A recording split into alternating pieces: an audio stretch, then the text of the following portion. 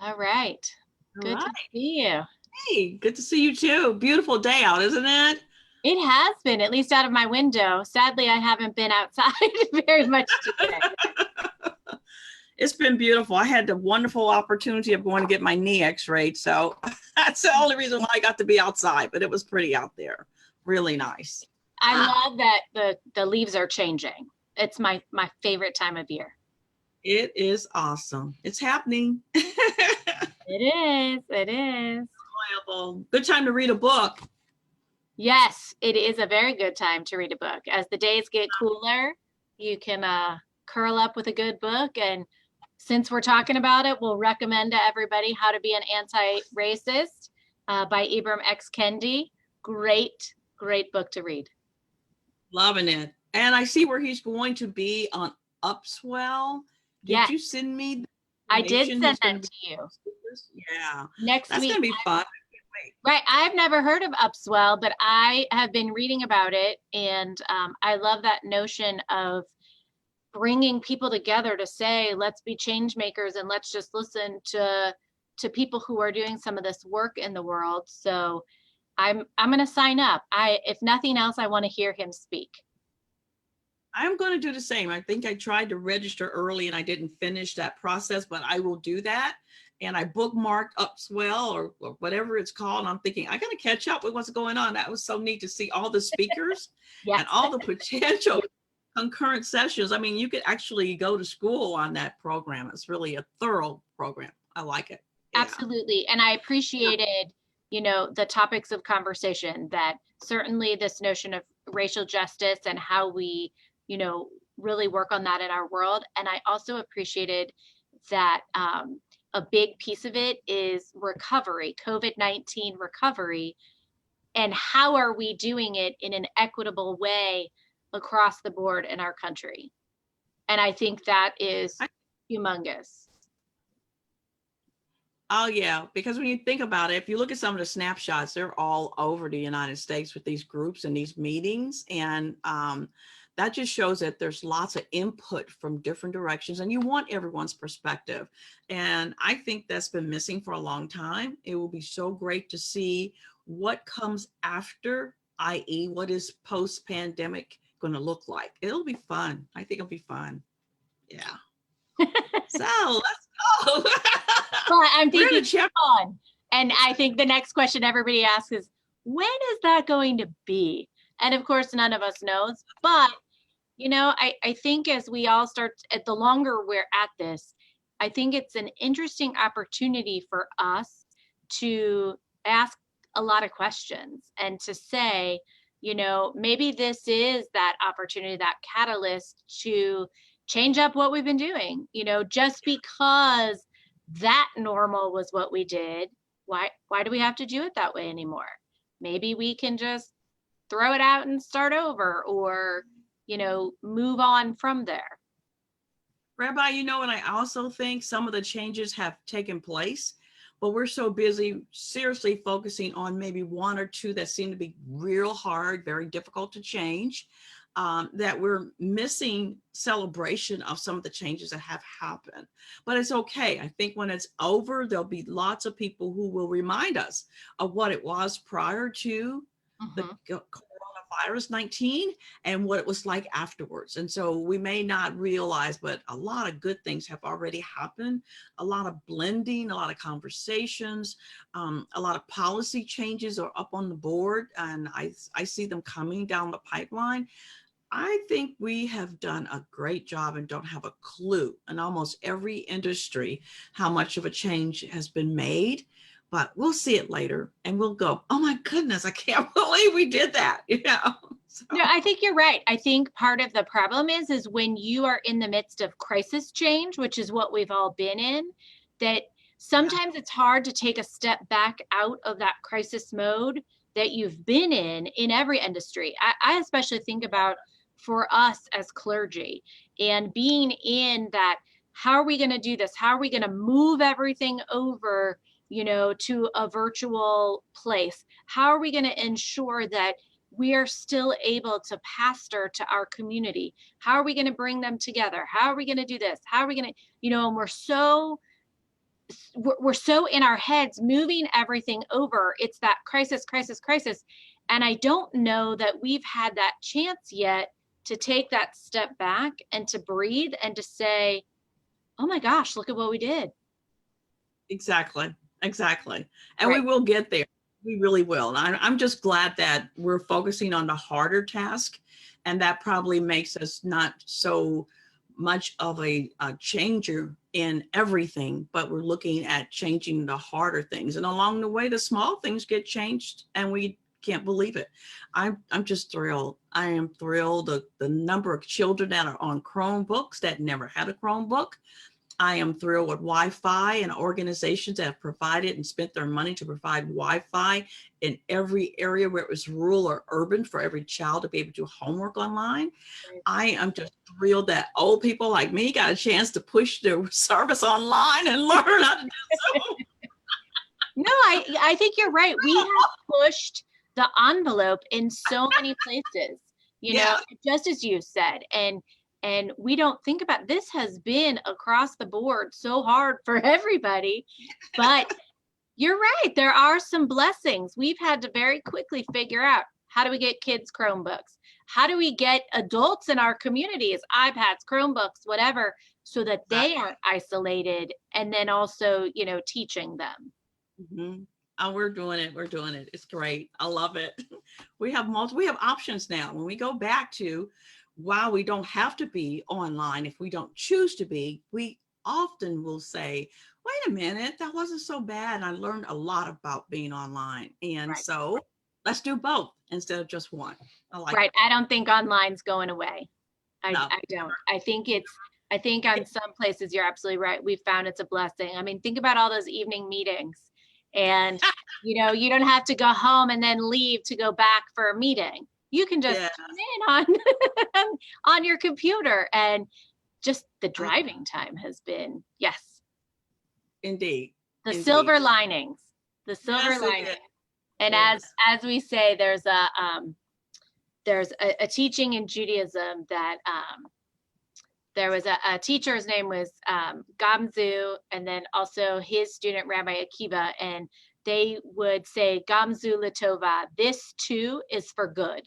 So it's that moment that even as things are happening, and at times you might be saying, why is this happening? What's going on? That we can stop and recognize that maybe there's a larger picture or a purpose for what's happening. So we can say, Gamzu Latova, this too is for good. Yes.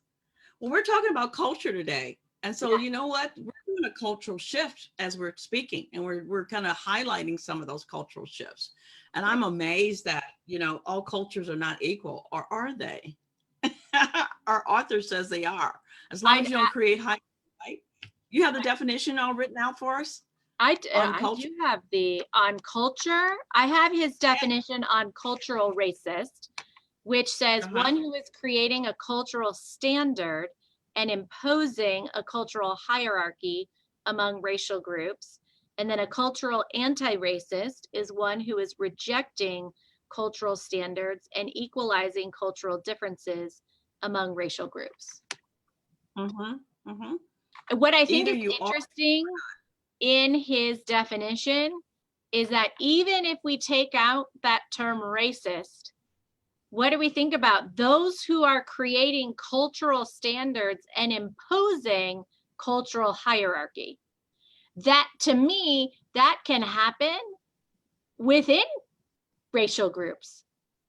And it does. It really does, because there's pressure to keep things a certain way or to be a certain way. And a lot of groups that are already established will hold the main group to the same rules that they have bought into and don't want to make a change and don't want to adjust to something new and different.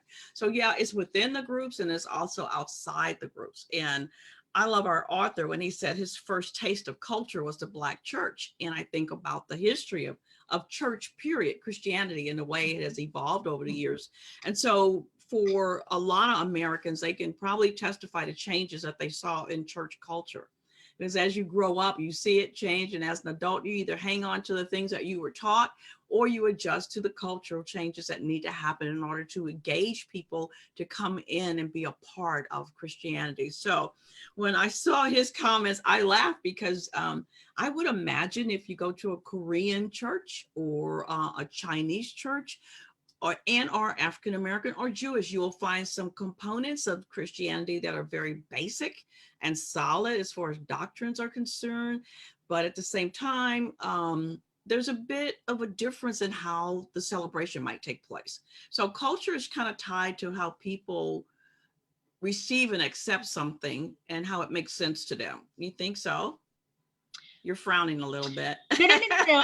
I'm thinking through it in my head, and yes, in some ways, I'm trying to think about it in a Jewish context. In that, in Judaism, and I don't think a lot of people often think about this, that there are a lot of cultural differences within the community, within the larger framework of the Jewish community. You have Ashkenazic Jews, which is what most people, I think, in America think of. Those are your Jews that come from Germany and Eastern Europe. Those are your Caucasian white Jews.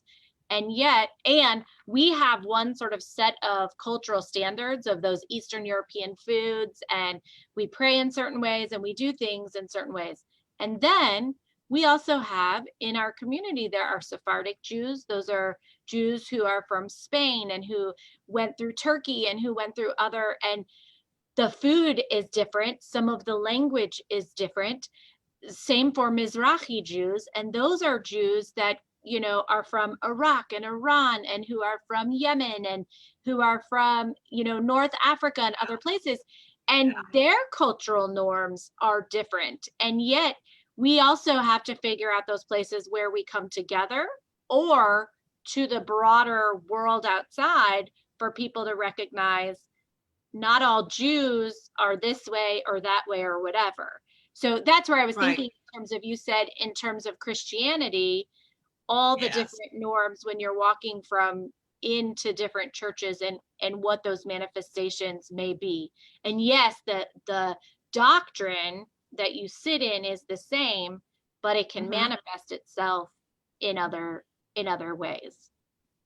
And then you have everybody that brings their cultures from whence they come. So, I think about those who convert to Judaism, who bring with it. You don't just throw away your family of origin or your culture of origin.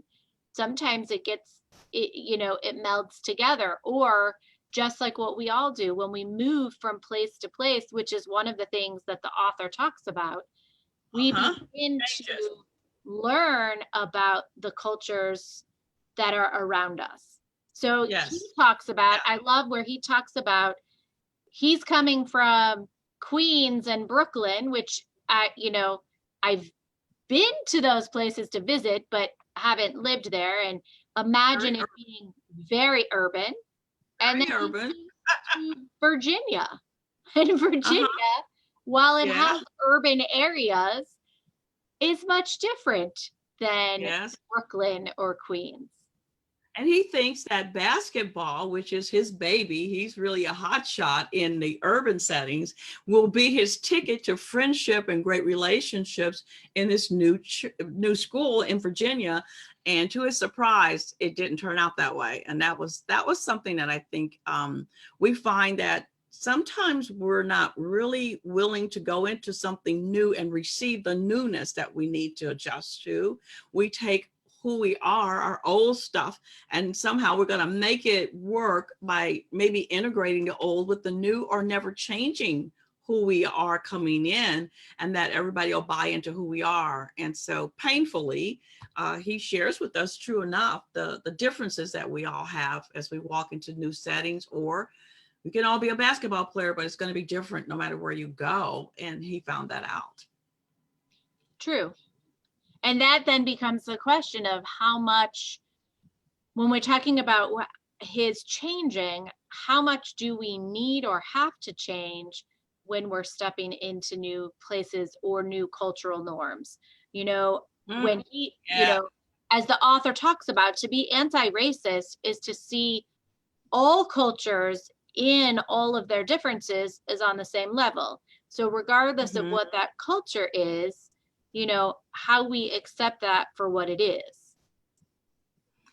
And I think the author is really smart to say that, because all too often we look at each other and sometimes we see the differences right away. And our reaction is not always, wow, that's interesting. Let me learn about that. Or let me introduce myself and become connected to that for the sake of something new in my life. So we have to also think that in this book, he wasn't taught that either. And so that's a big part of what I saw in this chapter, is that we need to learn to look at someone and say, hi, where are you from? Or what are you eating? What are you doing? What's your background? Share that with me, as opposed to how we quietly look at something and think, that's different and I'm not really going to change. I'll just figure out how to make my thing work inside of this one.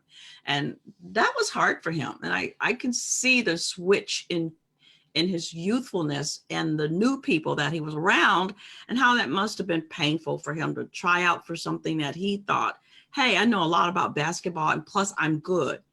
And to find out when he went to look to see if his name was on the list, his name wasn't there. I love the way he said, I looked again with my finger on the list and going down like maybe I missed my name, because I can't believe I'm not on that list. And so to not be on the list or not be a part of a new culture is very painful. That's true. And that's why I like our authors not saying that it's right. It's really racist to have cultures where one's a little bit higher, there's a hierarchy. Everybody should be able to be a part of culture, or else you're being a racist. So and maybe he was. Maybe that's what happened to him at the new school. I don't know. So I wonder, I want to poke at something you just said about when we notice people's differences. No. It's something I'm thinking about. When we notice people with differences, you're dressed differently, you're eating differently, whatever else. Sometimes I think the question is what is the correct question to ask? Because sometimes I worry that we offend somebody when we say, where are you from? Assuming they're from some foreign place, when actually they're born and raised in, St. Louis, Missouri, just like the rest of us, but they just happen to be, part of a different cultural community. But I wonder, in our asking the question, is there a better way to ask the question that doesn't immediately sort of, does that make sense, separate out? I think that in the United States. Well, it has to depend upon who you are and how you relate to people too. Yeah. I think you have to be careful. I mean, not everybody is going to receive, hi, where are you from, as if to say you look different or you are different. But at the same time, I think people who have a difference in the community receive the question, like all your life, somebody says, where'd you go to high school? Now that's offensive, but people still ask it. So I just get used to it. So I hear what you're saying. My comfort level would be, well, where are you from? I noticed that you're eating this or you're dressed like that. I know I have a reason for asking you, and I don't mind having that conversation with you. I hope that person's okay with that. But you're right. I mean, there's ways that you can ask questions that would benefit both parties, as opposed to putting one above the other. Like somebody has to explain who they are because they're wearing a garment, or they have their head covered, or they're wearing jewelry that is quite different from American jewelry or whatever. Well, and then that begs the question of what's American jewelry or what's American garb. And so is it, that's where I'm asking the question, that we say, well, where are you from? You're dressed differently. But, is that enough then what is the standard in America? Or is there a standard? Or are we on dangerous territory if we each have our own cultural, I don't want to say, and I would, because I would think that when you're asking that question, it's not about you being at on my same cultural, to a stand. You're not holding anybody to a standard. You just genuinely want to know who they are and tell me a little bit about that. But I wonder if we're living in a time where we have to think about how do we ask that question, that doesn't assume that somebody is not American versus they're American. No, not at all. I don't think so. I would think though that asking that question just means it, and you used the word genuine. I think if you are really just genuinely having a conversation, you're curious and you want to know, I think that would be felt, as opposed to someone that's saying it in such a way that says, well, you look so totally different from me. And that separates people right away to think, why should I explain who I am? But most people are I think, very kind enough to share their background or their interesting story if they get a chance to. So yeah, I think it's who you are and how you connect with people. And when I see American jewelry, that was my example, but there's some jewelry and clothing that when I see it, I'm thinking, wow, they may shop at a very specialty store, or they are a world traveler and they could purchase things that I can't purchase or I've never seen before. Doesn't mean that I would know everything, but I could pick it up and have a good conversation about it. And I think that, noting culture is important. I think not saying things to people, to me, maintains this confrontational spirit that happens in our culture a lot. And I don't mean it like fighting spirit, but like, I don't have to show interest in you and I don't care who you are. I think the more we open up and show interest in one another, and that's a good way to do it, is to talk about where we are from and what we are all about, is a way of opening up the anti-racist kind of story that we're trying to promote with people. Right. I don't know. Maybe absolutely. I think I in my mind is that thought of microaggressions.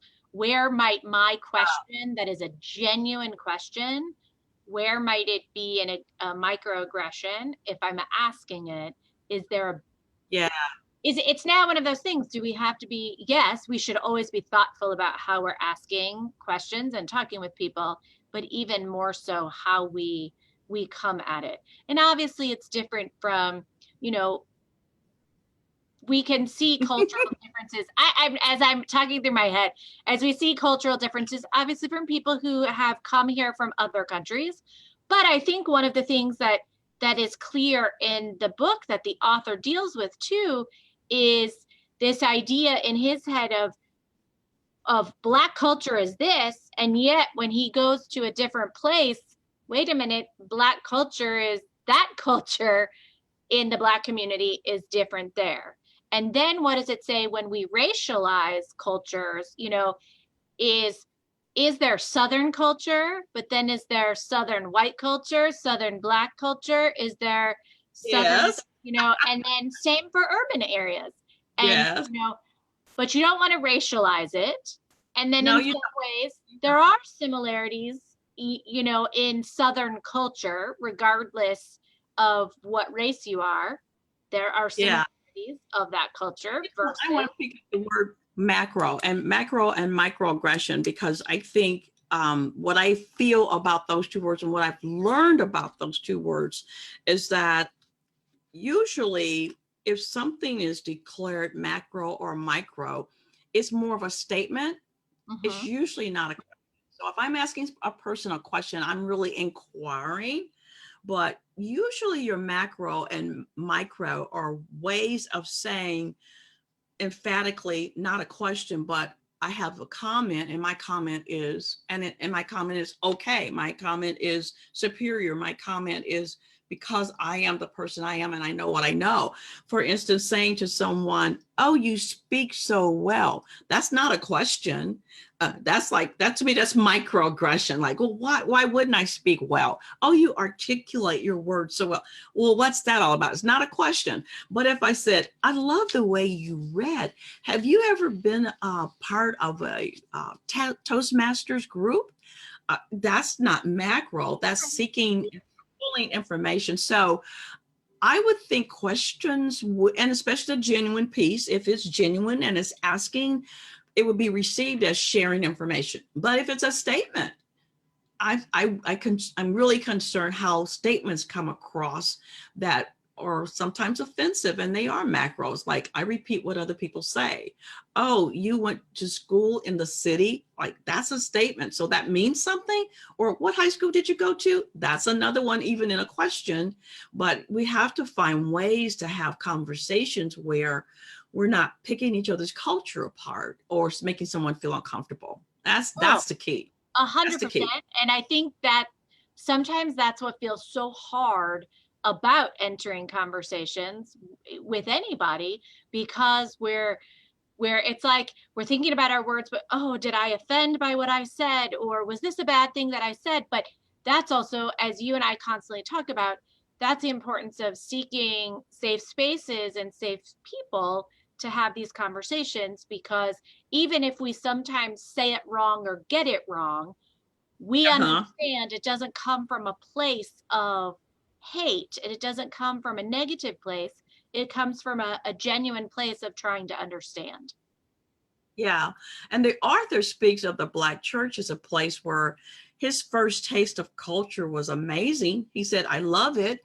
And he went further to explain a psychologist, Linda James Meyer's phrasing of what is called outward physical manifestation of a culture.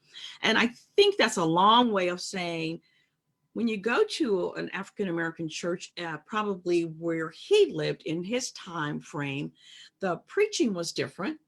The choir song was a lot different. The freedom in which bodies clapped and danced and swayed back and forth was very openly different from all the churches that he had ever been to. And so he's saying, culture is about finding that place where you're most comfortable. And somewhere along the line, if you don't feel you have the culture in your lifestyle or in your community that fits you, you can find it somewhere else. And with the African Americans, we've created a culture in church that's different from the basic Christianity way of having worship service. Mm-hmm. And that has been historically beautiful. I think it's under attack now. There's not a lot of Black churches carrying those characteristics as they used to. I know that there's a lot of, I think, multicultural settings that have kind of taken that space. But I think what's really important on the culture side is that, and he makes a great point, Africans who were enslaved came here without the knowledge of and could not pass down what type of worship there was in Africa before they came to the Americas. And so taking on Christianity was wonderful to read about and to experience. Right. But when our churches got created, that means Black churches got created, the AME Zion, who moved away from the core Methodist church, and that is with a lot of denominations, the outward expression became more important, and the changes were made so it reflects the people who wanted to worship a certain way. And I think that's the beauty of culture, is that an Italian may come here and there's certain ingredients that that person coming from the old country brings to America. And then you have an American born Italian that may not ever use the same ingredients in the food. But we know that they're both from that mother country, and that, the culture shifts a little bit with each group within the generations and within the experiences that they have. And that's key. I think that's just the biggest piece I got out of the whole chapter on culture. Absolutely. And I think also recognizing the differences within the same space, as you talked about, but even if someone's coming from Italy, if they're coming from Northern Italy versus Southern Italy, it's totally different. And, people have to think about those differences as well. Yeah. So Yeah. I like it because I enjoy so much looking at the structure of church and the structure of worship. And I notice how much people enjoy visiting different congregations. And I think there's something in all of us that keep looking for something special. I don't know what it is, but when I see people visiting churches and going to a lot of interfaith activities, they're looking for something to happen that they haven't had the experience with yet. So I just encourage that outward expression, to find it and enjoy it. And I love the way our author said, hey, I couldn't believe it, but I love it. And he even loves to wear his pants down on his hips, which is a big thing in our culture. And it's a big thing with the older generation. They hate to see young people wearing their pants on their rear end. And he says, you know what? It's just a way of being able to determine what I want to do and doing it. And he believes that's the real thrust behind some things that are changing. And it's like, well, our generation gets to do this. It's like rap music. We used to say, well, I can't understand a thing they're saying. You know, it's like, but it's not your culture. That's theirs. You know, that's that group within the group that has to decide, right. I want to change music. And it's black and white that do rap. So it's an age thing and crosses all lines. So we have to realize that culture is about that group that's within groups as well. And it's okay. It's not just one group at a certain age, a certain place in life. So I think one of the interesting things then too is that question in our country or being talked about in the world is the cultural appropriation. So what is it when, you know, a white person now starts wearing, you know, saying, I'm going to dress, for lack of a better term, I'm going to dress ghetto, or I'm going to dress this way. And it's, you know, now changing. And I apologize if that seemed like a racist term, but I was trying to like, but, you know, I'm going to dress. And is it cultural appropriation, or is it just, I see that, I think that's a cool way to dress, and I'm going to dress that way. So it goes both ways, you know. So does somebody say that an African American person who is wearing, I don't know, what's the Vineyard Vines, the one with the whale on it, and is dressed in that, are you trying to be white? Or if somebody is dressed in more, you know, rap chic or whatever, are you trying to be black? And where are there issues with that? Is that cultural appropriation, or can it be, I appreciate that style is like, that speaks to me? I think people just most of the time get attracted to something and they want to be a part of it, and it catches on. I remember growing up, the things that I wanted to be a part of. Unfortunately, I wasn't a part of it because my parents couldn't afford the cost of some things like clothes and shoes that identified you as being in the in group or culturally being savvy, you know. So you do find, unfortunately, some conversation that makes you feel like you're not part of the group if you're not wearing these things, or if you wear something else that is associated with another group, what are you trying to say that you're not part of this group? So you get a lot of group pressure. And I think that that comes with being young. And I think that that passes after a period of time.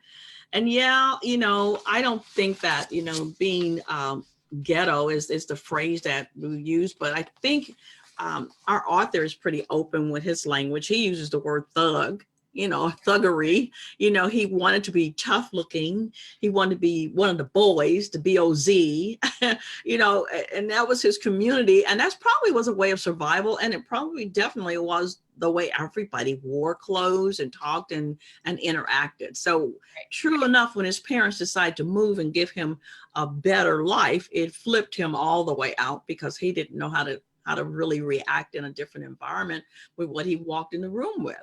So the front door and the back door are open for people to come in. It doesn't culturally mean that whites don't wear afros. When I was growing up, I couldn't believe it, but you know, everybody's hair was some kind of wild way just to say to the traditional world, this is our generation and we do what we want. This is our culture thing going on. So whenever I saw a blonde or brown or Caucasian afro picked out, whether it was a wig or the true hair, I never had a problem with it. It was like that person's expressing who they are.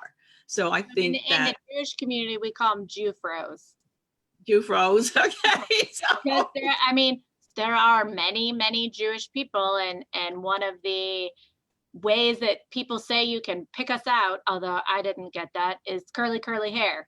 And it's been funny to watch with COVID, you know, all the people not getting haircuts. I've seen lots of young men whose hair is getting bigger and bigger and bigger. So Yeah. just like there's afros, we call them Jufros. And it's people, I mean, and that really is people who have that style of curly hair that does it. Mhm. I think that's why the author makes such a strong point to say, in all cultures, you're going to see differences, but they are all equal. You know, you just can't equalize it in the way people take to certain hair and color and tanning and not tanning and speech accents and music, and you could go on sports. It can just go on forever. So you'll see all the differences, but we have to say, as an anti-racist, that they're all equal. And so we don't deny that the differences are there, and we don't deny anybody an opportunity to express themselves any way they want to express themselves. So sometimes I am amazed when I hear people talk. I'm like, oh my goodness. And I told you earlier, sometimes you see his, her, and she behind a name. And Right. that's a new cultural thing that we have going on in our society. And there are times I'll look at it and go, okay. In my brain, it's like, looks like a guy's name, because for me, out of the generation I grew up in, there are just certain names that were men's names or boys' names. But if I see she, her behind that, I'm thinking, okay, this is a cultural change. So you have to know there's differences. They're going to come. They're going to come hard and fast. They're going to be totally blowing us out of the water with something we've never seen before. But what we have to say, I'm anti-racist, therefore they're just as equal. That's their thing. I respect it. We're all equal in this world, and let's move on. As opposed to saying, that is not a her, that is not a she, that's a he. It's like, you know, I you don't can't like do it. that. It doesn't I fit don't with like me. And so therefore I'm not, yeah. I'm not changing. Yeah, it's like, yeah, I'm you not are. changing. You know, you're right. And that becomes one of those. And part of that, you know, cultural piece has been, you know, why we're putting pronouns out there is because people want you to know who they are. And rather than us Right. making assumptions about people, it allows us Right. to, you know, Right. to Don't tell me get who to I know am. you in a little bit more. I'm helping you out by telling you these are my pronouns. I would appreciate if you acknowledge me by my pronouns. That's my pronoun. And see my cultural difference, but see nothing more and nothing less. And that's what the author said. Just see the differences and keep it moving.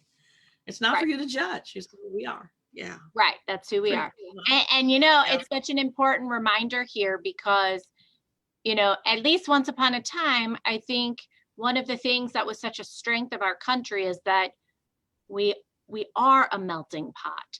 We are this beautiful like array of different cultures, you know, and different people.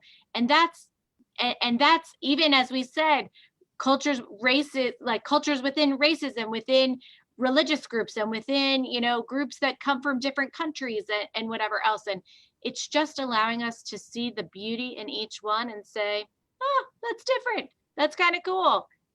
Here's what I am. Oh, that's different. That's kind of cool. And move on, as you said. Stay open. Stay open. I saw a sign, and I don't know if you want to comment or not, because it's not something we had talked about earlier, but it said diversity is genocide. And it was on, I think, 60 Minutes or one of the programs a couple of days ago. And I just sat and stared at it and thought, this is bizarre. And diversity is one of the most beautiful acts of God I've ever known and could see. And I don't see it as something that destroys who we are as people. I think it highlights who we are as people. And that's beautiful. And whoever has that mindset, I pray that someday they hear my voice or hear someone else's voice declaring the same thing. You know, it's not killing anything. It's magnifying something. Right. That may be based on however that person is viewing diversity. It's the same sort of thing, I think, with regard to interfaith events. When we come together, we're not coming together because you need me to be Christian and I need you to be Jewish. We're coming together to see what are the similarities and what are the differences? And most importantly, how do we just see each other as human beings and relate to each other as human beings? But I think sadly, there are people who believe that diversity is about saying we need to erase our cultural differences. We need to erase all of these things. And that's not what diversity is about. Diversity is about saying, let's be open to the diverse views that are out there. Let's be open to the diverse foods and ways of life and dress and whatever else. And that's not, where it becomes genocide is when I say that my culture, this is exactly as he says, I say my culture is better than yours, and therefore my expectation is that I'm going to hold you to my standard. And what does that leave you to do? If you want to succeed, to me that says you now have to then assimilate or become part of my culture and let go of yours. And to me, and that's how you eliminate. Exactly. And you actually eliminate diversity by doing that. So right, but that's not diversity. Very well said. Very well said. Yes. It is not. Then you have no more thing. Yeah. Think like me, walk like me, dress like me, look like me, or else it's not good. It's like, exactly. No, please. No. Yeah, it takes all kinds. I'm like, okay, Lord, I need to bring that up. This has been great. The whole cultural piece has been interesting, and I love it. I love the way the author is so clearly saying, we're not going to deny that we're all different. We're made different. We come out of different circumstances. But after that, let's leave it alone. Let's go on. There's more work to be done than to ponder over how to change all the differences and how to redirect and reconstruct them. It's like love on each other with the difference. I think it's just recognize that they're there, appreciate them, understand that we may come at things through different perspectives, but we can still get to where we're going together. We just may have to stop and understand each other a little bit along the way. And that's why I think we're forgetting to do that. Well, Rabbi, I think we cooked that one real good. I think we did too. So, good conversation. I think next week we're talking about behavior that's in his book. Or actually, I think we probably will go, in 2 weeks, because we'll have to talk about that. So possibly in 2 weeks when we're back together. So do know that if you're listening and you want to catch up or get some of the other conversations that we have online, you can go to www.mydiversitycircle.com and pick up on some of the other sessions that we've had. And I encourage you to get the book online. It's phenomenal. I would love to hear your comments, and please take the time to give us a comment. There's the book, How to Be an Anti-Racist. We love it. And see you on Wednesdays at 5. Thanks again, Rabbi. All right. Thank you. Love you, friend. It's good to see you and be with you. Lots of love. Take care. You too.